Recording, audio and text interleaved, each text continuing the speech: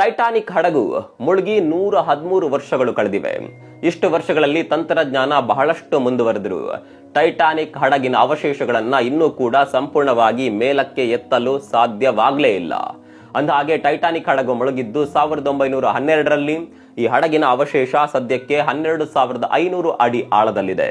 ಇಷ್ಟು ಆಳಕ್ಕೆ ಹೋಗೋದಕ್ಕೆ ಸಾಧ್ಯವಾದರೂ ಕೂಡ ಅಲ್ಲಿಂದ ಅಷ್ಟು ದೊಡ್ಡ ಹಡಗನ್ನ ಹೊರತೆಗೆಯೋದು ತುಂಬಾನೇ ಕಷ್ಟ.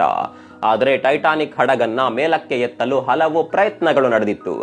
ಎಲ್ವಿನ್ ಎಂಬ ಸಬ್ಮರೀನ್ ಮೂಲಕ ಮೊದಲ ಬಾರಿಗೆ ಟೈಟಾನಿಕ್ ಹಡಗಿನ ಅವಶೇಷವನ್ನ ಪತ್ತೆ ಹಚ್ಚಲಾಯಿತು.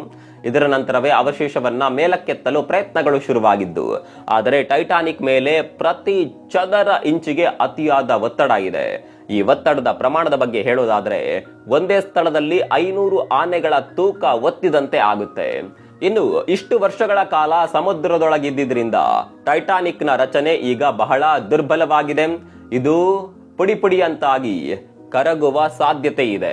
ಎಲ್ಲದಕ್ಕಿಂತ ಹೆಚ್ಚಾಗಿ ಅದನ್ನ ಹೊರತೆಗೆದುಕೊಳ್ಳಲು ಸುಮಾರು 15ರಿಂದ 20 ಬಿಲಿಯನ್ ಡಾಲರ್ ವೆಚ್ಚವಾಗುತ್ತೆ.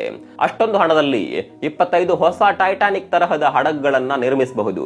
ಹೀಗಾಗಿ ಟೈಟಾನಿಕ್ ಅನ್ನ ಹೊರತೆಗೆಯೋದಕ್ಕೆ ಇಲ್ಲಿವರೆಗೆ ಸಾಧ್ಯವಾಗಲೇ ಇಲ್ಲ.